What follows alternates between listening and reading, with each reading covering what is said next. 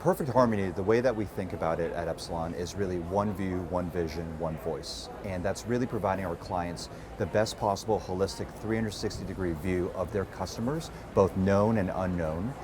Vision, what's the best time to address them? It's not a one and done. It's not that customers engage with your brand one time and go away. There's a time to engage with them organically. There's a time to engage with them from a promotional perspective. So how do we give them that vision of that customer? And in voice, how do we then allow them to ubiquitously address and find their consumers in the best possible medium possible?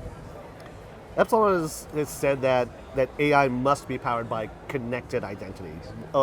Want to get a sense what that means exactly.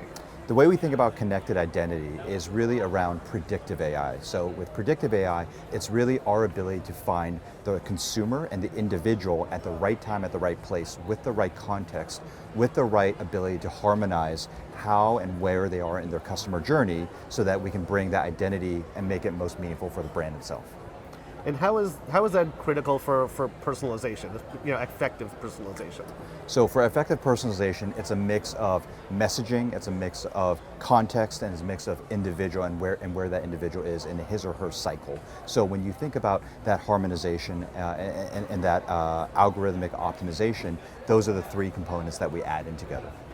One of the premises I've heard from a lot of people is that AI democratizes pretty much everything in terms of ad targeting measurement. So looking at the challenges and the opportunities that small to medium-sized businesses face versus the larger enterprise level companies, how can they leverage AI, and does it democratize and level the playing field for them as well?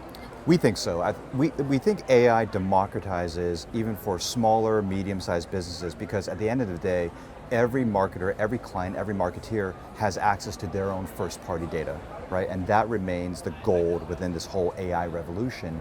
And so as long as someone has some first-party data, they're able to leverage AI and have the right ideas and the right concepts to really, I think, either punch above their weight class with some of the enterprise-sized companies, but also they can out-innovate with better ideas, because ideas are, in general, democratized, where there's no volume and scale that really limits that. Everything about Cannes is largely, at least the discussions anyway, are about looking to the future. So wanted to hear, Mike, what expectations do you have for the next few years in advertising? What are you most excited about? Maybe what are you most worried about?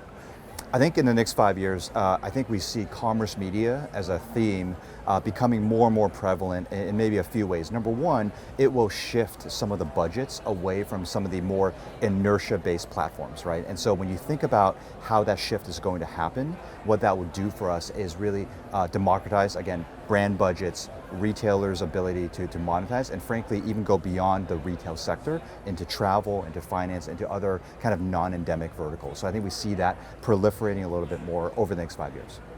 Okay, if you could give one piece of advice to marketers trying to build more meaningful relationships here, what would that be?